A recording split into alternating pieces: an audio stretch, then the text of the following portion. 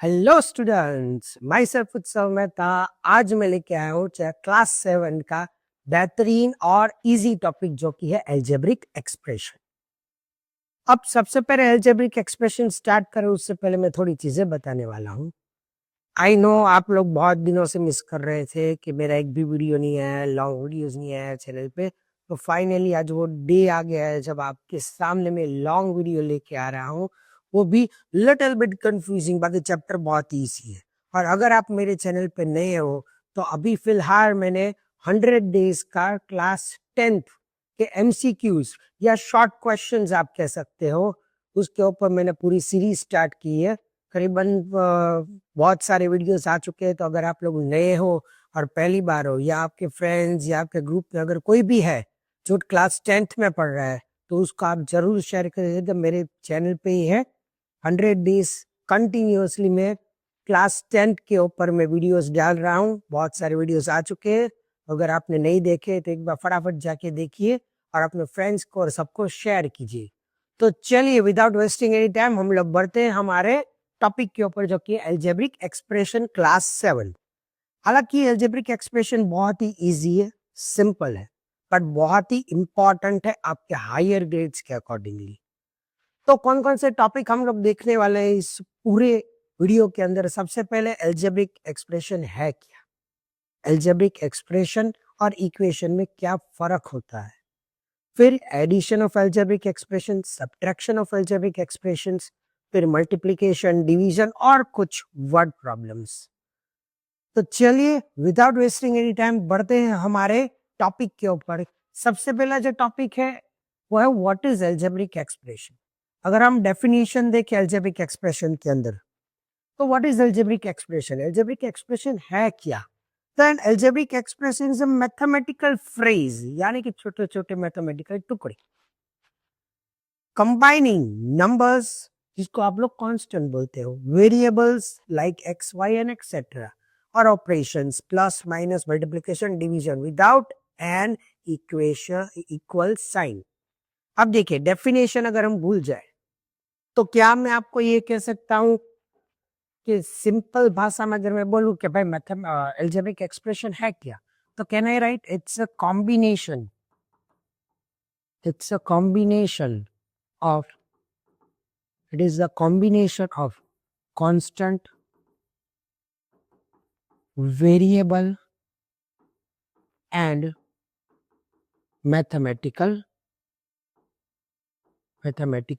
operations। और mathematical operations में भी चार ही साइन, कौन कौन सी? Plus minus multiplication and division. Equals to इसके अंदर आएगा नहीं। क्यों नहीं आएगा वो मैं अभी आपको समझाने वाला हूं। सबसे पहले क्या है? It is a combination. Combination यानी कि ग्रुप, किसका ग्रुप? कांस्टेंट नंबर्स का, वेरिएबल्स का और मैथमेटिकल ऑपरेशंस का। तो सबसे पहले हम समझते हैं कि ये कांस्टेंट है क्या। What is constant? Constant term है क्या? कांस्टेंट नाम पे से पता चलता है ऐसी चीज है जिसकी वैल्यू कभी भी चेंज ना हो, आप कहीं पे भी जाओ। मान लीजिए अगर आपने 3 लिया है तो 3 की वैल्यू 3 ही रहने वाली है, चाहे आप कहीं पे भी हो, गुजरात में हो, महाराष्ट्र में हो, पुणे हो, इंडिया हो, फॉरेन हो, कहीं पे भी हो। जो वैल्यू है आपकी 3 की वो 3 ही रहने वाली है। फिर 3 आपका नंबर है, 3 रुपीज, $3, 3 फ्रांस, 3 पाउंड, पीछे की करेंसी चेंज हो रही है, 3 मीटर, 3 किलोमीटर, कुछ भी पीछे के यूनिट चेंज हो रहे हैं, बट 3 इज 3। तो वैसे नंबर जो यूनिवर्सली फिक्स्ड हो उसको हम कांस्टेंट कहते हैं। अगर मैं दूसरे टर्म की बात करूं, वेरिएबल्स, अब नाम ही बता रहा है वेरिएबल्स, यानी कि मैं सीधी भाषा में बोलूं तो जिसकी वैल्यू चेंज हो, question to question, situation to situation, ऐसी चीजों को हम लोग वेरिएबल्स कहते हैं, जो कि फिक्स्ड ना हो। मान लीजिए अगर आपने कोई भी एक क्वेश्चन सॉल्व किया है और उसमें से आपको एक्स की वैल्यू निकल के आ गई 3, तो क्या हर एक क्वेश्चन में एक्स की वैल्यू 3 ही होगी? क्या हर एक क्वेश्चन में आपकी सिचुएशन सेम ही होगी? नहीं। आज अगर एक क्वेश्चन में x की वैल्यू 3 निकल के आई है तो दूसरे क्वेश्चन में x की वैल्यू 9 भी निकल के आएगी, तीसरे क्वेश्चन में 99 भी आएगी। यानी कि सिचुएशन के अकॉर्डिंगली आपकी वैल्यू चेंज होती रहे, क्वेश्चन के अकॉर्डिंगली आपकी वैल्यूज, आपके जो अल्फाबेट से वो चेंज होते रहे, उस चीज को हम बोलते हैं वेरिएबल्स। अब यहाँ पे भी देखना, मोस्ट कॉमनली यहाँ पे भी अगर आपने देखो तो मैंने एक्स वाई और ईटीसी लिखा है। ईटीसी का मतलब कोई भी अल्फाबेट हो सकता है, ए टू जेड के अंदर कोई भी अल्फाबेट आप ले सकते हो, बट बहुत ही कॉमन चीज है कि हम एक्स वाई जेड चीजें लेते हैं, बाकी कोई भी आप अल्फाबेट ले सकते हो, तो इसको बोलते हैं वेरिएबल्स। अब मैथमेटिकल ऑपरेशंस यहाँ पे ऑलरेडी मैंने लिख ही दिया है, plus minus multiplication and division. ये चार चीजों को मिलके जो एक फ्रेज बनता है उसको हम एल्जेब्रिक एक्सप्रेशन कहते हैं। इक्वल्स टू सर क्यों नहीं है वो मैं अभी बताता हूँ, पहले इसके एग्जांपल देख लेते हैं। एग्जांपल अगर मैं लूं आपका एल्जेब्रिक एक्सप्रेशन का 3x प्लस 5, जरा देखिए 3 मेरा क्या है, कांस्टेंट है। x मेरा क्या है, वेरिएबल है जिसकी वैल्यू चेंज होएगी। 5 मेरा क्या है, कांस्टेंट है जिसकी वैल्यू फिक्स होगी। और यहाँ पे देखिए प्लस की साइन है, तो यानी कि मेरे इस फ्रेज में कांस्टेंट भी है, वेरिएबल भी है, मैथमेटिकल ऑपरेशंस भी है। तो इस तरीके से जो आपके फ्रेज होती है उसको हम एल्जेब्रिक एक्सप्रेशंस कहते हैं और कुछ नहीं। और एक चीज मैं बताता हूँ आपको, अगर मैं इसको इस तरीके से लिखूं 3x प्लस 5, तो जरा मुझे बताइए 3 और 5 के बीच में एक भी साइन है, नहीं है, तो बाय डिफॉल्ट कौन सी साइन होगी, मल्टीप्लिकेशन की। यानी कि mathematical operations plus minus multiplication और डिवीजन, इन सबको मिलके ही एक जो फ्रेज बनती है उसको हम एल्जेब्रिक एक्सप्रेशंस कहते हैं।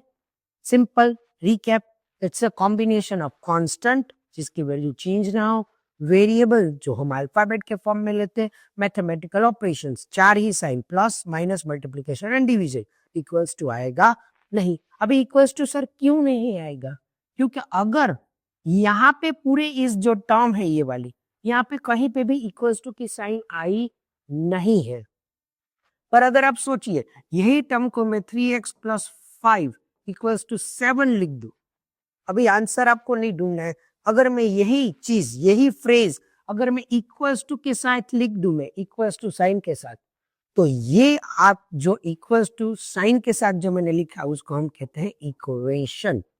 इसको हम क्या कहते हैं, इक्वेशन, या आप ऐसा भी बोल सकते हो मैथमेटिकल या algebraic equation, algebraic equation. Sir equals to कैसे आ गया, देखो यहां तक तो आपका फिक्स था, यहां तक तो आपका फिक्स था कि ये आपका एक्सप्रेशन है, right.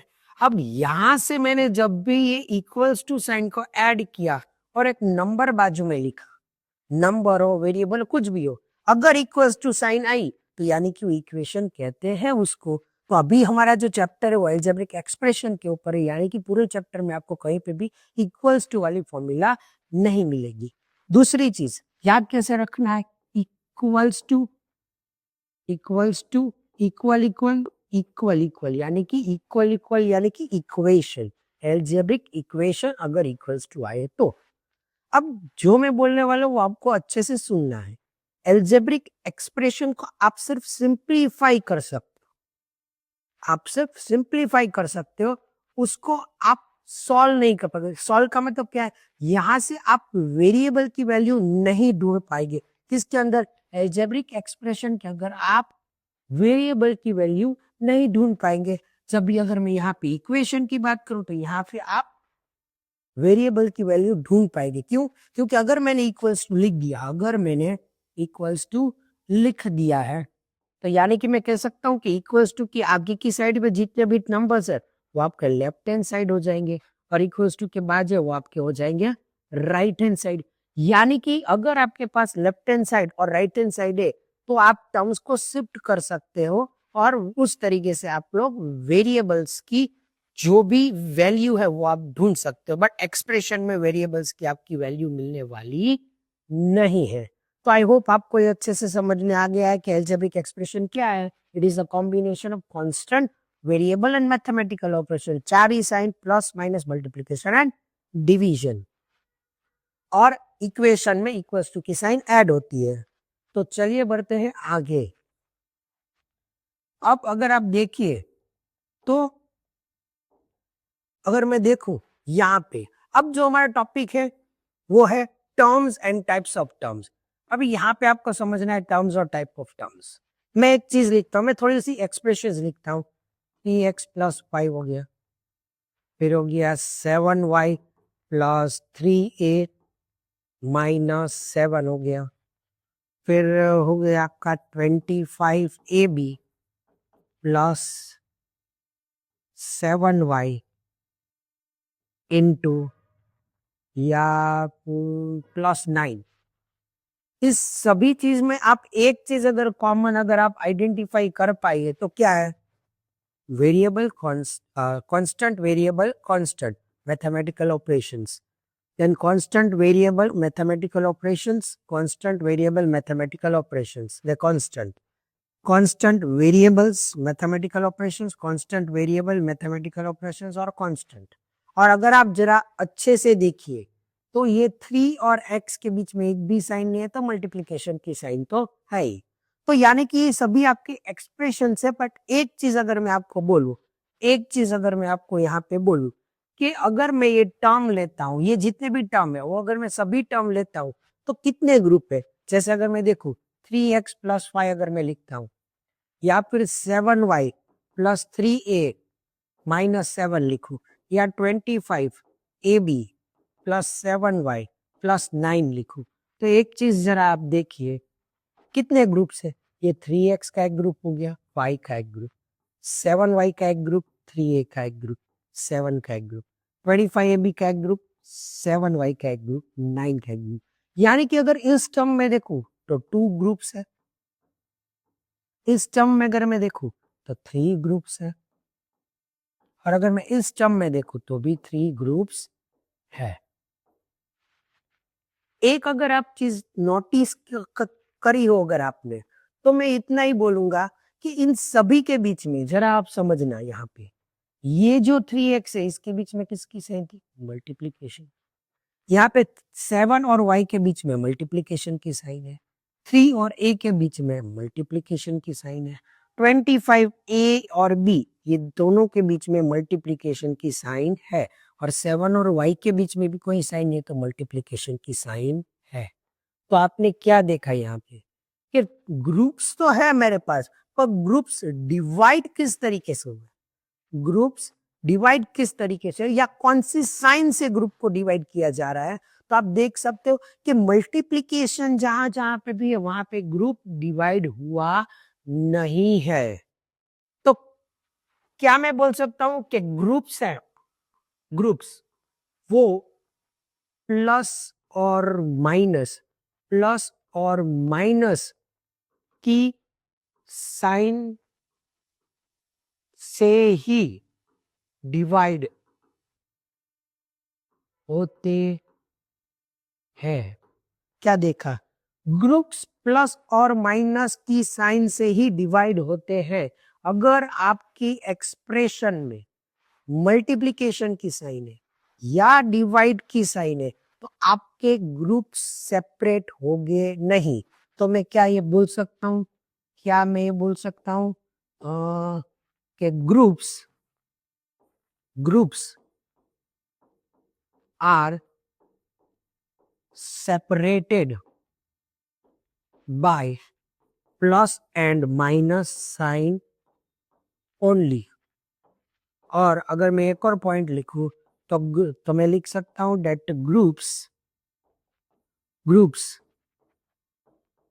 are not separated by multiplication and division sign. दो चीज निकल के आएगी कि आपका जो ग्रुप्स है वो प्लस और माइनस की साइन से ही सेपरेट होता है. मल्टीप्लिकेशन और डिवीजन में आपका ग्रुप सेपरेट होगा नहीं. ये आपको फिक्स माइंड में बिठा देना है क्यों बिठाना है? क्योंकि इससे आपको पता चलेगा कि आपके टाइप्स ऑफ टर्म्स कौन सी है, जैसे कि मोनोमियल, बाइनोमियल और ट्राइनोमियल। इतना सब क्लियर है? अगर इतना क्लियर और आपको मजा आया है तो आई वांट कि आप लोग कमेंट में यूटीएस आर्मी लिख दीजिए, जो यहाँ पे है हैशटैग यूटीएस आर्मी, आप अपने ग्रुप में लिख दीजिए, ताकि मुझे पता चले कि आप लोगों को बेहतरीन मजा आ रहा है, आप लोग इजी तरीके से चीजों को समझ पा रहे हो। इसलिए मैं ये चाहता हूँ कि आप लोग ग्रुप में फटाफट से हैशटैग यूटीएस आर्मी लिख दीजिए, ताकि मुझे पता चले कि आपको सही में मजा आ रहा है कि नहीं, क्या आप चीजों को समझ पा रहे हैं कि नहीं, क्या आपको इजी लग रही है कि नहीं। फटाफट से आप लोग लिख दीजिए हैशटैग यूटीएस आर्मी। तो चलिए आगे बढ़ते हैं हमारे इसी टॉपिक के अंदर, जो कि है टाइप्स ऑफ टर्म्स। अब अगर आपने यहाँ पे अगर चीजों को देख लिया, एक क्या देखा है चीजों को आपने, कि जो ग्रुप्स है वो तो प्लस और माइनस साइन के साथ सेपरेट हो रहे हैं, और ग्रुप्स जो नहीं सेपरेट हो रहे वो मल्टीप्लाई और डिवाइड में सेपरेट नहीं है। अगर मैं ये लिखता हूं आइडेंटिफाई द ग्रुप्स के अंदर 3x + 5, second 4x + 3y + z, तीसरा 35ABC। पहले सिंपल चीजों को लेते हैं, इसलिए मैंने ये लिया है। चलो अगर हम समझे, अभी कितने ग्रुप्स हुए? एक ग्रुप, दो ग्रुप, टू ग्रुप्स। यहाँ पे कितने ग्रुप है? एक, दो और तीन ग्रुप। यहाँ पे कितने ग्रुप है? एक ही ग्रुप है।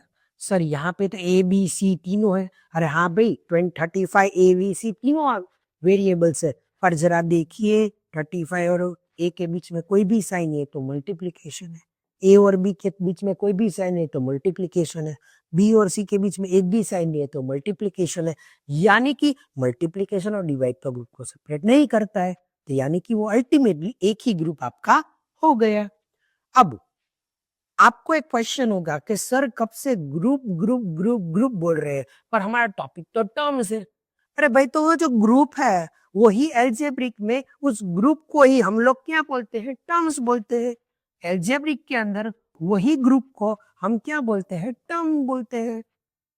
समझ में आया? तो जहां पे मैं ग्रुप वर्ड यूज कर रहा हूं उसका मतलब है टर्म्स। तो अगर मैं रिवाइज कराऊं तो इसमें कितने टर्म्स है? दो। इसमें कितने टर्म है? तीन। इसमें कितने टर्म है? एक। समझ में आ गया?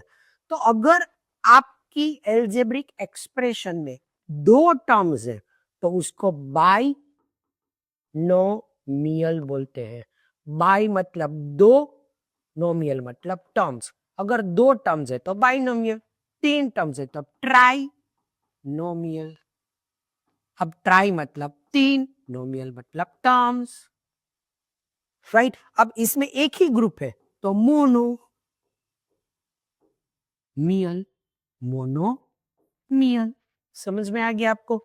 एक ग्रुप है तो मोनो मियल, ट्राई नोमियल, बाई नोमियल। यानी कि इस तरीके से आप लोग नाम, एक अगर टर्म है, एक ही टर्म है आपके एल्जेब्रिक एक्सप्रेशन के अंदर तो उसको मोनोमियल, दो टर्म है तो बाइनोमियल, तीन टर्म है तो ट्राइनोमियल। पर सर अगर चार टर्म हो, पांच टर्म हो तो, सात टर्म हो तो कोई बात नहीं, रहने दीजिए।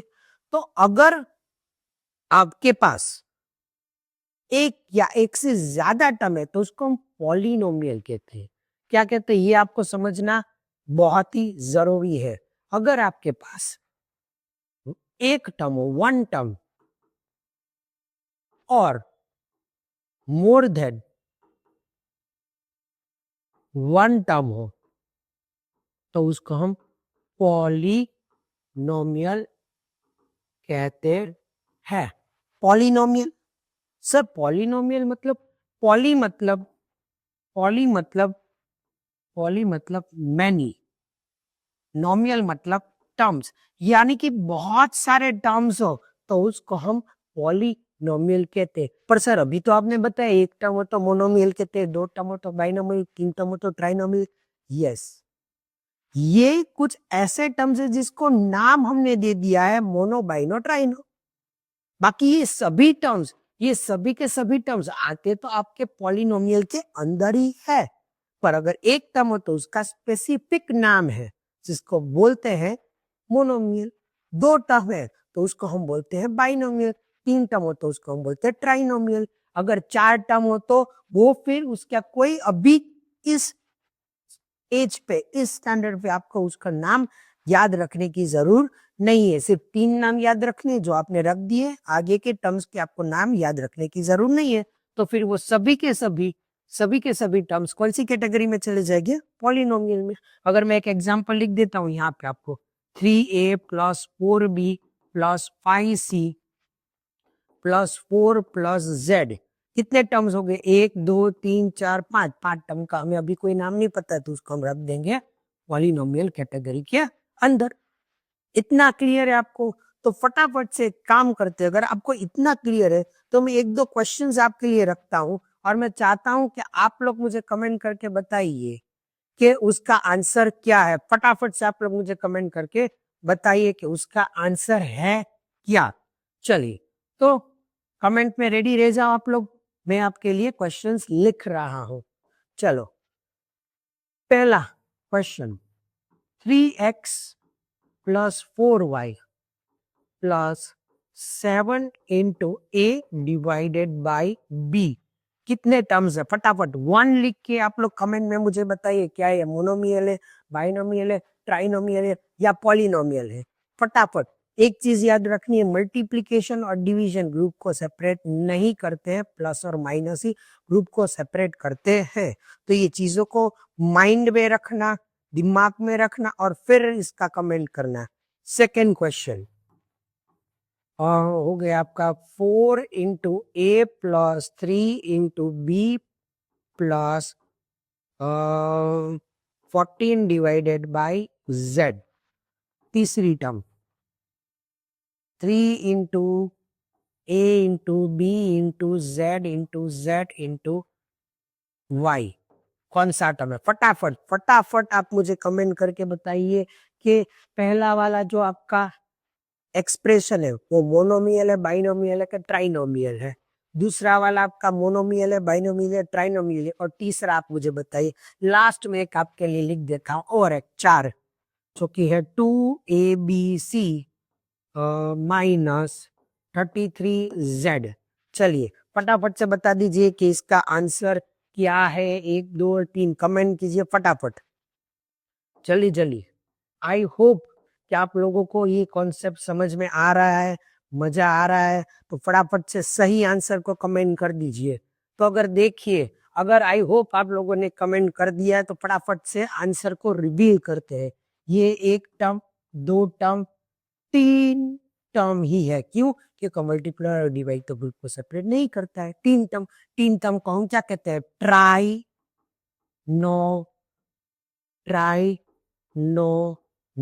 ट्राइनोमियल। फिर एक ग्रुप, दो ग्रुप और तीसरा ग्रुप, क्योंकि मल्टीप्लाई डिवाइड तो ग्रुप को सेपरेट नहीं करता है। तो तीन टर्म है, तो ये भी हो गया ट्राइनोमियल। ये देखिए तो पूरा एक ही ग्रुप है, बड़े इतना बड़ा पर एक ही ग्रुप है। Multiply multiply multiply multiply multiply multiply तो ग्रुप को सेपरेट नहीं करता, एक ही टर्म होगा। तो जो कि आपका हो गया मोनोमियल। एक ग्रुप, दो ग्रुप, यानी कि बाई नो मियल। आई होप आपका आंसर, दो ग्रुप है तो बाइनोमियल, एक ग्रुप है तो मोनोमियल, तीन ग्रुप है तो ट्राइनोमियल। आई होप आपको ये कॉन्सेप्ट बहुत ही अच्छे से समझ में आ गया है और आपके आंसर्स भी सही हो गए। तो फटाफट से बढ़ते हैं हमारे अगले टॉपिक की तरफ, जो कि आपका रहने वाला है। चीजों को अगर आसानी से अगर आप समझ रहे हो तो वीडियो को लाइक कर दीजिए। अगर आपको चीजें आसानी से समझ में आ रही है तो वीडियो को लाइक कर दीजिए। नए हो चैनल में तो सब्सक्राइब कर दीजिए। बाकी आप लोग कमेंट में UTSR में तो लिख ही देना ताकि मुझे समझ में आ जाए कि आपको कॉन्सेप्ट सही में अच्छे से समझ में आ रहा है। तो चलिए बढ़ते हैं। अभी दूसरा टॉपिक हमारा क्या है? कोएफिशिएंट। इसको मैं सीधी भाषा में अगर लिखूं तो साथीदार। साथीदार, कोएफिशिएंट का सीधा मतलब क्या निकल के आता है? साथीदार।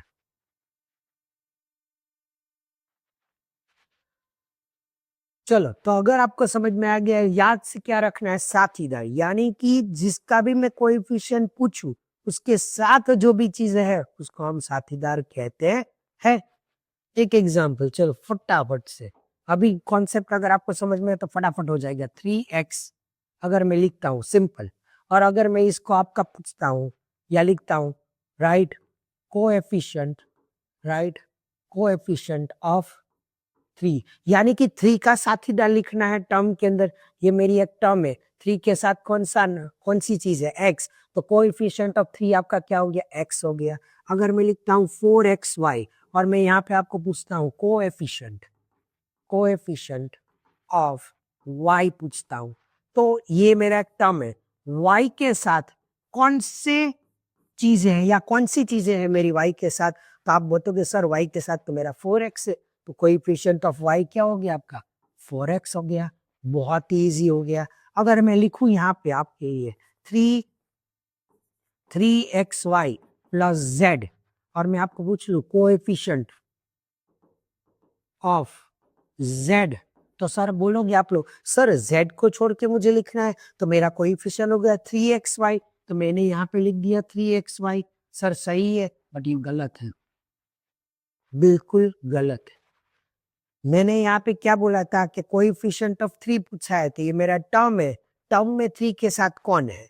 ये मैंने कोएफिशिएंट ऑफ y पूछा था, तो ये टर्म में y के साथ कौन है, 4x, पर मैं पूछ रहा हूँ आपको कोएफिशिएंट ऑफ z, तो z ही खुद एक टर्म है, हमें दूसरे की टर्म में चेक करना नहीं है। याद रखना, जिस भी चीज का मैंने कोएफिशिएंट पूछा है वही टर्म में से आपको जवाब देना है। तो सर अभी आप बोलोगे कि z के साथ तो सर कोई नहीं है, अगर z के साथ कोई नहीं है तो 1 तो है ना।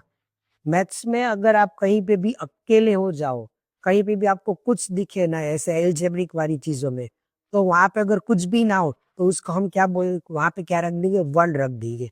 तो अभी z का अगर हमें कोएफिशिएंट पूछना है, तो z के साथ उस टर्म में कोई भी नहीं है, तो क्या होगा आंसर आपका 1 होगा। क्या होगा, 1 होगा। एक और एग्जांपल लेते हैं, 3x² z is equals to coefficient of x। अब यहाँ पे देखना आपको बहुत ही अच्छी तरीके से, आपको यहाँ पे देखना है x, जो कि ये मेरा टर्म में है, ओके है। अब x का कोएफिशिएंट मुझे ढूंढना है, साथीदार ढूंढना है x का, तो x के अलावा x क्या बच गया, 3 हो गया, y हो गया, z हो गया। मैंने लिख दिया 3y और z मैंने लिख दिया। x के साथीदार, x के साथ जो भी है वो मैंने लिख दिया। x के साथ कौन है, 3x और y। बट जरा एक चीज पे गौर फरमाइए, यहाँ पे कितने x मैंने पूछे हैं, पावर 1 है। यहाँ पे कितना x है, 2। अब मैंने तो एक ही x की वैल्यू पूछी है, यहाँ पे तो 2x है, यानी कि हमें तो एक ही x लेना है। जो दूसरा x है वो तो अभी यहीं पे ऐसे के ऐसे ही पड़ा है। फॉर एग्जाम्पल मैं ये बोलूं कि आपके पास 2 चॉकलेट है, मुझे एक ही चॉकलेट चाहिए, तो एक चॉकलेट तो फिर भी आपके पास बच गई। तो यही कोई कॉन्सेप्ट यहाँ पे भी है, मुझे कोएफिशिएंट सिर्फ x का ढूंढना है, और यहाँ पे 2x है, यानी कि एक x को छोड़ के मुझे सब चीजें लिखनी है। तो मैंने 3 लिख दिया, y लिख दिया, z लिख दिया, पर x तो 2 थे, मैंने तो एक ही x लिया था, यानी कि एक x बच गया, तो वो भी आप यहाँ पे लिखने वाले हो। ध्यान रखना, पावर्स भी आपको चेक करने हैं। अगर मैं पूछूं कोएफिशिएंट ऑफ x, तो यहाँ पे 2x है, तो एक x तो हमें यहाँ पे लिखना ही है। पर अगर मैं इसी क्वेश्चन को ट्विस्ट कर दूं, मतलब थोड़ा और सिंप्लीफाई कर दूं, कोएफिशिएंट ऑफ x स्क्वायर ढूंढना है, x स्क्वायर को छोड़ के मुझे सब चीज लिखनी है, तो आपका आंसर हो जाएगा 3yz। क्यों, क्योंकि यहाँ पे मैंने 2x पूछा, यहाँ पे भी 2x ऑलरेडी मेरे पास है। समझ में आ गया पूरा कॉन्सेप्ट किस तरीके से कोएफिशिएंट है, सिंपल लैंग्वेज, कोएफिशिएंट यानी साथीदार। आई होप आपको मजा आ रहा है, चीजों को बहुत ही सिंपल तरीके से आप लोग सीख पा रहे होंगे, और आपको मजा भी आ रहा है। तो अगर मजा आ रहा है तो भूलिए नहीं आपको क्या लिखना है, क्या लिखना है, फटाफट से रिकैप कर देता हूँ, UTS army, hashtag UTS army आप कमेंट पे लिख दीजिए। चलिए तो आगे बढ़ते हैं और एक हमारे कॉन्सेप्ट की तरफ, जो कि है लाइक टर्म्स और अनलाइक टर्म्स। अब लाइक टर्म्स और अनलाइक टर्म्स क्या होते हैं? लाइक यानी जिसकी पसंद मैं चाहती हूँ कि भाई मुझे पिज्जा पसंद है, उसको भी पिज्जा पिज्जा पसंद है। मुझे फॉर एग्जांपल भाजी पाव भाजी पसंद है, उसको भी पाव भाजी पसंद। तो लाइक्स लाइकिंग्स जिसको बोलते हैं। और अनलाइक टर्म्स यानी कि अनलाइक मतलब क्या है कि भाई मुझे जो पसंद है उसको पसंद नहीं है, या मुझे जो चीज बोलूं कि मुझे जो करना है उसको भी करना है, तो लाइकिंग नहीं करना है तो अनलाइक। तो वैसे ही कुछ लाइक और अनलाइक टर्म्स है। लाइक टर्म्स को अगर मैं सिंपल भाषा में लिखूं तो लाइक टर्म्स में क्या होता है? सेम वेरिएबल्स होते हैं, same same type of variable, same type of variables होते हैं, सेम टाइप ऑफ वेरिएबल्स होते हैं विथ इक्वल नंबर। ये खास याद रखने। लाइक टर्म्स क्या होता है? सेम टाइप ऑफ वेरिएबल्स होते हैं विथ इक्वल नंबर। अभी क्या है मैं आपको समझाता हूं। अनलाइक टर्म्स यानी कि क्या होता है? अनलाइक टर्म्स मतलब सेम टाइप ऑफ वेरिएबल नहीं होगे, सेम टाइप ऑफ वेरिएबल नहीं होगे। एक चीज याद रखनी है खास, जो अगर आपको स्टार पॉइंट करना है तो स्टार पॉइंट करके दिमाग में सेट कर लीजिए। डोंट सी कांस्टेंट, कांस्टेंट को हमें नहीं देखना है, यानी कि आगे जो भी नंबर है उसको हमें नहीं देखना है। जो भी आपका नंबर है सेम वहीं पे डोंट सी नंबर, या आप सकता है डोंट सी कांस्टेंट। हमें आगे जो भी नंबर है उसको देखना नहीं है, स्टार मार्क कर लीजिए। अब मैं एग्जांपल लिखता हूं, जरा देखिए example. 3x 4x, same type of variables होने चाहिए, x x x x। Sir ये क्या लिखा है? With equal number. x कितने हैं? यहाँ पे पावर 1 है, यहाँ पे भी x कितने? पावर 1 है।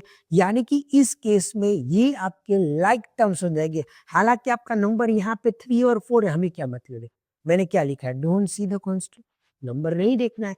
वेरिएबल देखो सेम टाइप के वेरिएबल्स यहाँ है, फिर नंबर ऑफ वेरिएबल्स भी सेम यहाँ है। यहाँ पे भी एक एक्स, यहाँ पे भी एक एक्स है आपका। वैसे ही अगर मैं यहाँ पे ले जाऊं x 3x और 4x², जरा देखिए x x सेम टाइप के नंबर है, हाँ है सेम टाइप ऑफ नंबर्स है। यहाँ पे x कितना? 1 है, यहाँ पे x कितना? 2 है। भाई यहीं पे गड़बड़ हो गई। सेम टाइप्स ऑफ वेरिएबल्स तो है आपके पास, पर नंबर्स वेरिएबल के सेम नहीं है। यहाँ पे एक x है, यहाँ पे 2x है। मैं एक चॉकलेट खाता हूं तब तक ठीक है, पर अगर मैं 2 चॉकलेट खाऊंगा तो मुझे चॉकलेट नहीं पसंद है। तो यहाँ पे वही हो गया, एक चॉकलेट 2 चॉकलेट, जो कि मुझे पसंद नहीं है। यानी कि ऐसा जरूरी नहीं है कि हर बार आपके पास डिफरेंट वेरिएबल हो, सेम टाइप ऑफ वेरिएबल भी हो, आप पर पावर अलग है तो भी वो अनलाइक अनलाइक टर्म्स में ही उसकी कैलकुलेशंस होगी। बाकी अगर मैं ऐसा लिख दूं, सिंपल वे में ऐसा लिख दूं 3x 4y, तो आप देख के भी पहचान जाओगे भाई सर ने तो बोला था डिफरेंट वेरिएबल्स होने चाहिए। डिफरेंट वेरिएबल है, यहाँ पे x है, यहाँ पे y है, ये अनलाइक टर्म है, ये तो आपको आ ही जाएगा देख के। एक और मैं लिखूं 3ab plus 33 ABC, ABC different types of variable unlike है, ये तो समझ में आ जाए। पर ये समझना बहुत इंपॉर्टेंट है कि सेम टाइप्स ऑफ वेरिएबल हो, पर अगर नंबर अलग है तो भी वो अनलाइक टर्म्स में ही कहलाएंगे, लाइक टर्म्स में कहलाएंगे नहीं। हमें आगे के कांस्टेंट को देखना नहीं है। आई होप कि आपको इतना समझ में आ गया है। तो अगर समझ में आ गया तो फटाफट से हम आगे बढ़ते हैं, देखते हैं हमारा क्या आगे का टॉपिक है। Okay, degrees of algebraic expressions. अभी अगर मैं डिग्रीज ऑफ एल्जेब्रिक एक्सप्रेशंस की अगर मैं बात करूं, डिग्रीज, तो डिग्रीज है क्या? डिग्रीज है क्या? भाई सिंपल चीज है। मैं अगर लिखूं तो क्या? Highest highest power of variable, highest power of variables, highest power of variables in term, term के अंदर आपके वेरिएबल की हाईएस्ट पावर है उसको हम डिग्रीज ऑफ एल्जेब्रिक एक्सप्रेशन कहते हैं। एक एग्जांपल लिखते हैं 3x² + 4y + 3।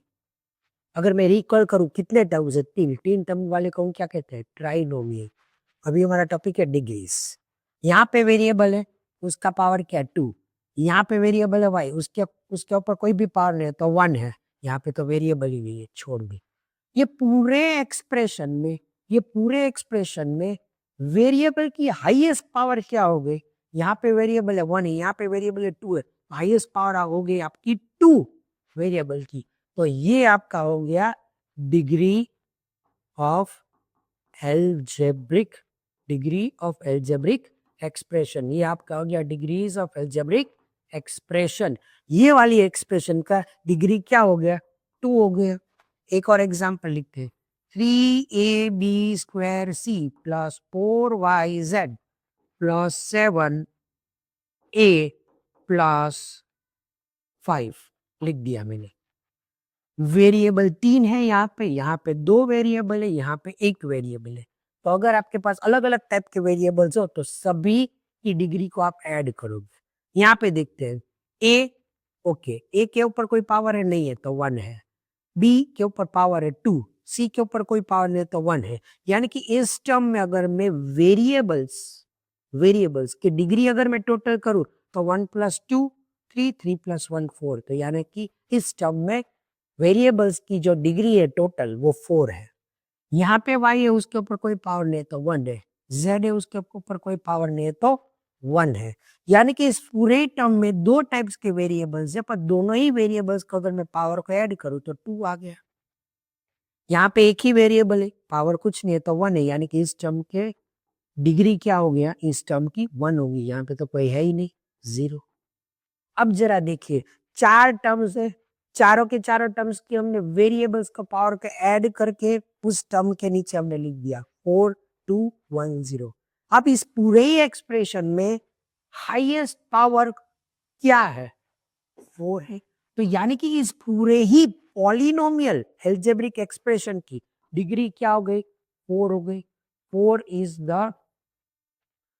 Is the degree. समझ में आया? 4 इज द डिग्री।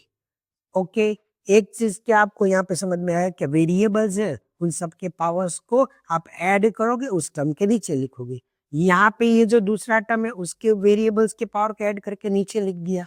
इस तरीके से हमने पूरा लिखा। और जो भी टर्म की हाईएस्ट पावर आपको मिलेगी, highest power of variable in term, वो आपकी डिग्री ऑफ एल्जेब्रिक एक्सप्रेशन कहलाती है।